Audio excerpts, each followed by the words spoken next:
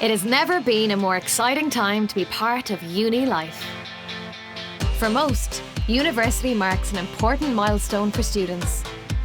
From their first experience of living away from home, to creating lifelong friendships, and to sampling what life has to offer outside of study time. I expect it to be, fun, interesting. Cameras exclusively followed students and staff from 8 universities as they journeyed through an unforgettable year of challenges, new experiences, and celebrations. We graduated! This is My Uni Life. This week, we are in University of Galway with the archivist who is responsible for the historic contents of Mary Robinson's collection from her life in politics, law and human rights. I have good news for you, Niamh. You've got more boxes. I've got loads of stuff. We meet some students from TU Dublin in their downtime. The Dance Society has been kind of my driving force to keep me in college. And we meet with the team at DCU who are creating new STEM-related signs for the deaf and hard of hearing community. We also take a stroll with Niall and Paul from the Trinity security staff, who share some interesting stories of their time on the campus beat. I always look at it as a brotherhood.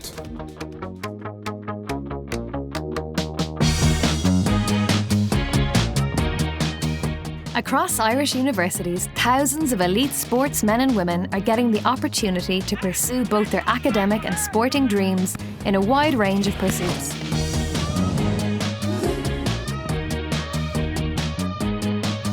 Katelynn Doran is the first female recipient of a rugby scholarship from Maynooth University. Yeah, I was the first girl ever to get the rugby scholarship in Maynooth, so it was amazing from start to finish. So I started in 2017 and now I'm finishing.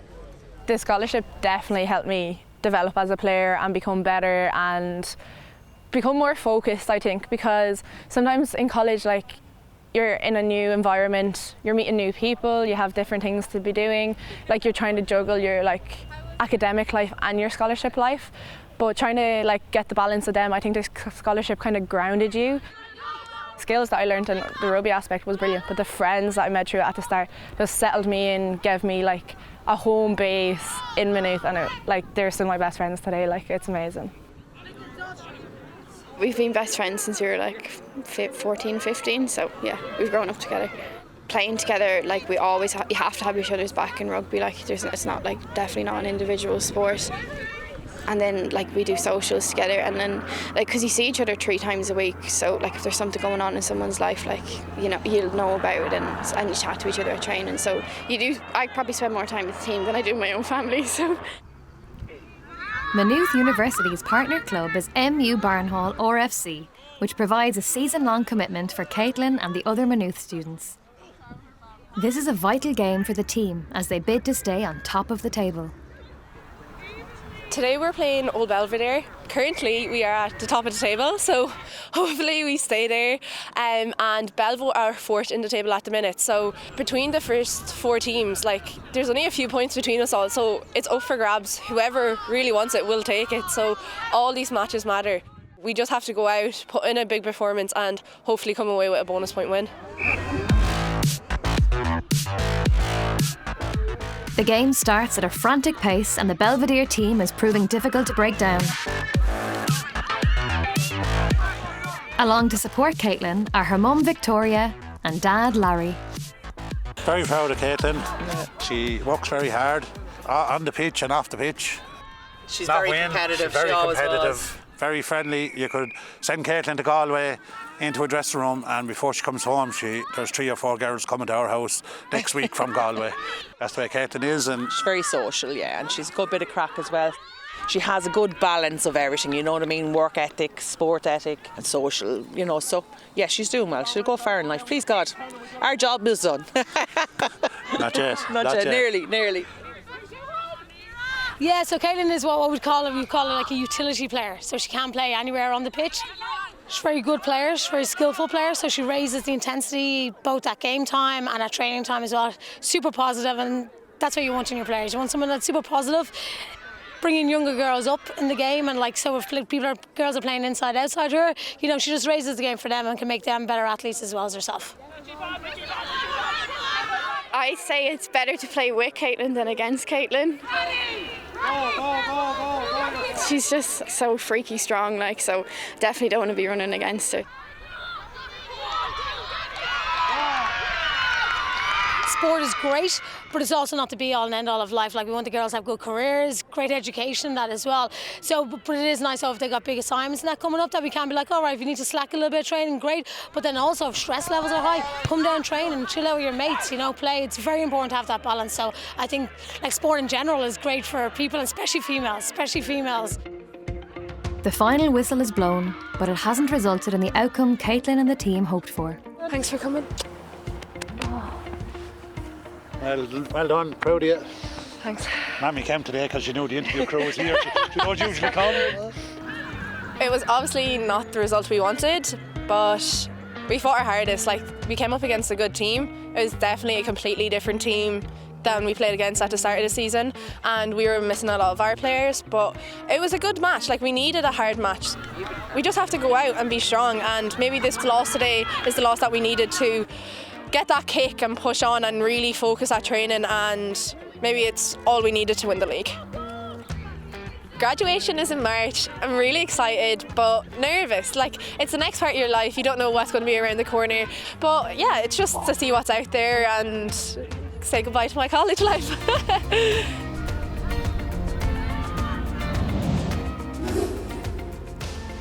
Over at the Technological University Dublin campus in Grange Gorman, students from a range of courses are coming together in their well-earned free time to pursue their shared passion for dance. We are all part of the TU Dublin hip-hop crew, and we competed at InterVarsities, which is a competition between all of the college dance teams. And we were asked to perform here today by the college, and we just had to reformate a few things, a few people missing.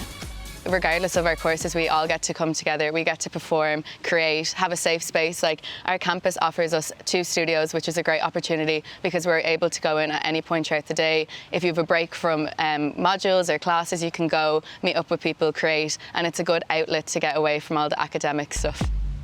We had blocking, house, chrome, folk, just a variation of styles that, like, us as individuals we felt most comfortable in. We just put it all together and it was literally just amazing. I train like in another dance school, like outside college, so like I'm more trained. But if like our crew has such determination that like if we throw something at them, they'll try to get it, and like it just makes our lives easier because like you can see that they want to dance, they want to like make themselves proud, make all of us proud. To be honest, I actually don't want to pursue dancing professionally. Like, if the opportunity comes to me, like, I will 100% take it, but I am going to focus more on my academic career. I don't exactly know what that is at the moment, but hopefully it's in the engineering field as I am studying physics, but I just feel like dancing is a good outlet for me, and of course, like, if the opportunity knocks like this one that we just did right now, like, I'm going to take it. It's just such a fun activity to do, and it's just such a good story to tell people. For me, I've been in the college for 4 years, and the Dance Society has been kind of my driving force to keep me in college. It's when I'm like encouraging me to come in and I can do my college work, and then I know that after when I'm finished my classes, I can go to dance, I can relax, I can spend time with my friends. People are really talented in this crew, and like we love each other, and that's what counts. Like we enjoy what we do together as a family. Yeah.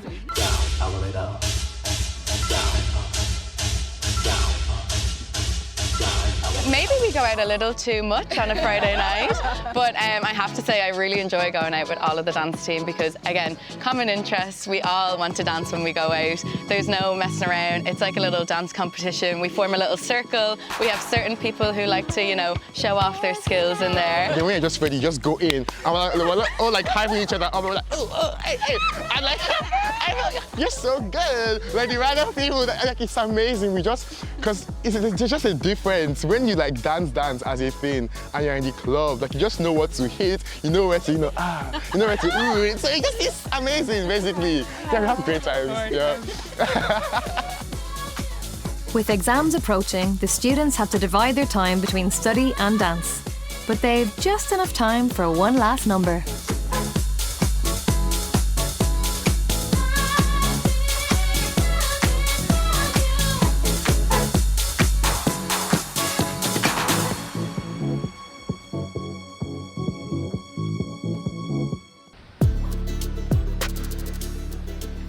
Over at Dublin City University, Dr. Elizabeth Matthews is helping to create the very first Irish Sign Language glossary for terms associated with science, technology, engineering and maths, otherwise known as STEM. Over 5,000 people in Ireland use Irish Sign Language or ISL as their first language. The aim of the project is to improve equity of access to STEM education for deaf and hard of hearing students. The project team is very diverse. For example, we have science experts, ISL linguistic experts and STEM teachers of deaf and hard of hearing students. Hi, I'm Maggie Owens and I'm a math teacher here in Holy Family School for the Deaf, and this is my math classroom and these are my first years. Multiples of 9, okay? So 9, what next? Maths can be challenging for deaf and hard of hearing students because traditionally maths teaching is reliant on auditory cues. Also, maths concepts, such as visual and spatial concepts, can be challenging too for deaf students, especially if it's taught through ISL.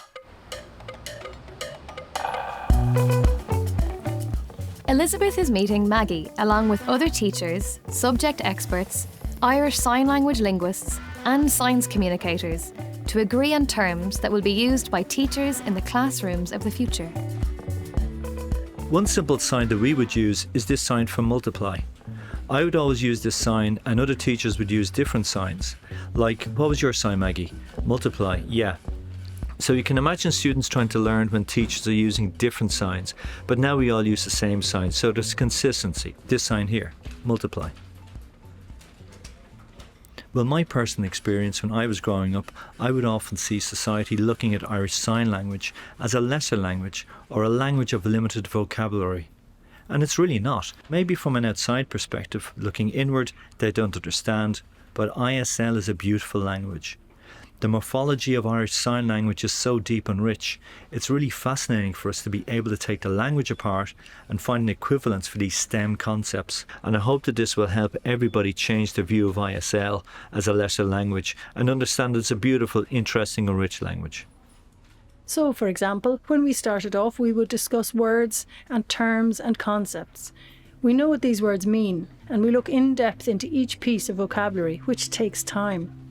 Everybody on the team needs to be able to fully understand each piece of vocabulary and the concept fully before we can start discussing signs. And then the best way for us to be able to talk about each piece and what signs are the best to use. And it does take time, it's a long process, and I think the biggest challenge is how we can agree on a sign, and that takes time. Cerebral spinal fluid in the curriculum.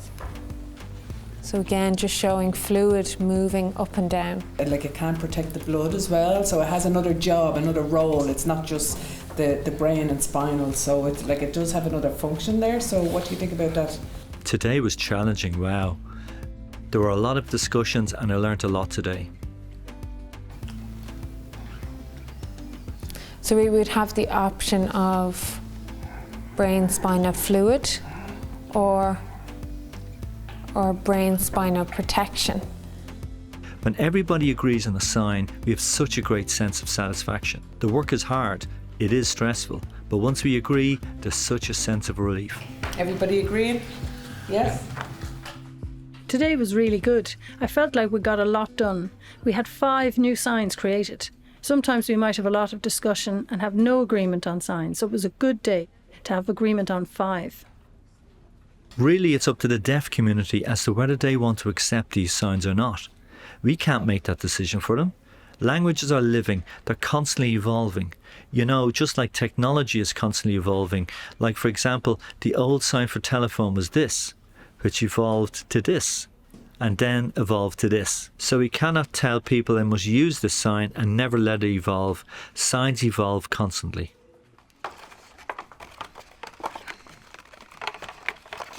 I'd like to see more deaf children embracing STEM subjects more.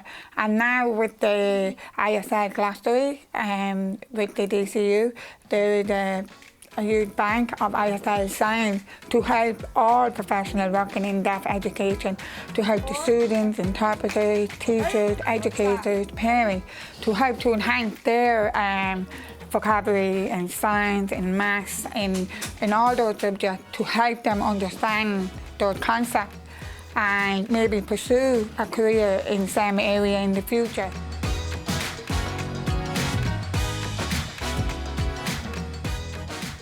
Behind the scenes of our universities, thousands of staff work tirelessly to ensure their smooth running. Over at Trinity College Dublin, Niall Hanrahan and Paul O'Connell are two recognisable and friendly faces who have seen pretty much everything in their time. Trinity is like a little city within the city. We have our own dispensary, we have our own college health, you know, we have our restaurants, we have our bar, you know, we have the houses, we have the schools. You have to remember it has its own rhythm in here. When it goes at 100 miles an hour. And then when it's calm and it's gentle, around reading week or exams, it's very, very calm. I've been working here since 2012. It's all about teamwork. It's not a one-man show. I always look at it as a brotherhood. For example, if something happened to me now, I know for a fact I'd have 6 or 7 security officers would be up here in a matter of a minute. If I hit the red button on my radio, everybody be here. If you were to go to college, what would you study? I'd say at the top would be law. You do law? I've an interest in law, yeah. Oh, okay. Yourself? Well, see, I'm at the age now where I'd do something that excites me. So it'd be Irish history, or it would be something. It wouldn't be a managerial course. It wouldn't be a business course. It'd be something that'd keep me interested. It'd be nice to put my graduation certificate beside my 2 boys now. That'd be an amazing thing. It'd be a nice achievement, wouldn't it? And get our graduation, get our day on the square. Yeah, yeah. Sure, we'll do a course together. We'll do a course. We might get a night out of it. We'll do something. Yeah. I'd say I should go to plan anyway. We'll work something out. So when that gate closes, the campus goes super quiet. It's manned 24 hours a day, 7 days a week. There'll always be 2 men there on the night shift. So if you've been out for a few drinks or a night out or whatever it is and you come back, we'll be the first people that you see. If we think there's any problems at that stage, if they're unsteady on their feet, they've had a few too many, or there's something not quite right, we'll ask the question, how's it going? Are you okay? Do you need help? Trinity Ball, absolutely madness. But that's a rite of passage. Yeah. It's like going to any college, I suppose, your graduation ball or whatever that is. The night before the Trinity Ball, alarm goes off, there's a gang having a party on the roof. Up on the roof? On the roof of the museum building, yeah. Okay. Just to try and get in for free. And the night your man was in the tree, but he was up in the tree for about 12 hours. And when the lads got him out of the tree, he couldn't walk, he was so stiff. 12 hours in the tree he was. Madness what they do to get into it, isn't it? I know, it's crazy. Crazy things. On the University of Galway campus, archivist Niamh Ní Chara has been busy carefully piecing together the important life's work of one of our most influential and respected political figures. This university has had archives for quite some time, and there's a continuous stream of archives being accessioned and donated, and they cover a whole range of topics. You have political archives, obviously, you have Irish language archives, you have archives that relate to the area that we're in, not just Galway City but the hinterland. Human rights is a big one that is coming on board for us now, and Mary Robinson's archive is going to be a huge part of that. When the archive came to Galway, I was here already working on the Conradh na Gaeilge archive. I toyed with the idea of whether to go for the Mary Robinson one. And the reason I paused to think about it was because I knew it was going to be incredibly daunting. There's over 670 boxes of material in this archive. Generally speaking, the average would be about 30 or 40 boxes.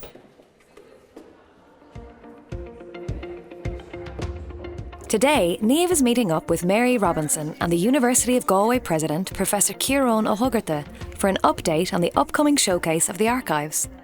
I have good news for you, Niamh, if this is good news. You've got more boxes. I've got loads of stuff. Loads of stuff. Yes, I see the earlier. Yeah, that's yeah. Your very first speech, the law and morality. Oh, they've saved the law and morality. This is one that I wanted to show you because I talked to her this morning. This is a girl who wrote to you 10 years ago when she was 10 years old. Yeah. She won climate yes. awards when she was 10. What's happened historically is that too much selection has happened in terms of who were thought to be important voices. Their stuff was kept, but the local person, the disadvantaged person, the young person, their stuff wasn't kept. The inauguration itself stays in my head. I can remember everything about that day. Somalia, because it was the first time I really saw that poverty and hunger lined up, and that made a deep, deep impression on me. And I agree with you. Some of the memories are, bringing groups, the unemployed, to Áras an Uachtaráin, the LGBTI community. Those for whom it made a difference, women from Northern Ireland, I remember how they used to doll up, and they'd never been to Dublin before, and they were coming to this official residence, and they were dolled up there, and by the end of it we were sitting on the floor in the Áras and laughing most of the time. It took a year to physically open all the boxes, take the material out, see what I had, appraise it, and get it into archive boxes and safely onto shelves. It took about another 4 or 5 months to come up with an arrangement and then move the material around to match that arrangement. And I'm now starting to catalogue. So fun times ahead, and I'm not going to promise how long that's going to take. But because it's such a hugely significant and an important archive, I'm not going to wait until I get to the end to release this material. So the idea will be that we will release in tranches. So the current tranche I'm working on mainly involves her work on legal cases. It covers cases where she was taking Ireland to the European Court of Human Rights. It covers things like illegitimacy, divorce, the criminality of homosexuality, pensions for widowers, adoption rights for fathers. She had 20 years of work before she became president. One of my favourite items in this archive is Mary Robinson's Medal of Freedom, which President Obama bestowed upon her. It's hugely significant. It just shows how much work she had done on the international stage, and that was recognised by so many people on the international stage. I'm delighted I went for the job, and I'm delighted I got it, and it's really, really a huge privilege, and it's kind of a pinch me privilege, because when you're looking at the material as you're going through it and you're remembering various events as they happened and going, oh my God, that was Mary that was involved in that, or you're thinking back to the cases that she was involved in that completely changed Ireland. We'll meet Niamh later in the series when President Robinson introduces her archive at her family home in County Mayo. Next time on My Uni Life, we catch up with Mary Kate and the Maynooth ladies GAA team on their road to victory. That was probably one of the toughest matches I've played in a long time. We meet a UCD tech innovator whose own life experience is helping change the lives of parents and carers. We've worked with amazing families. We visit a UL sports scholar who is gaining a university degree while chasing his own sporting dream. I always wanted to be a jockey. And we're with Therese and the UCC choir for their night of Christmas carols. I'm quite nervous at the moment.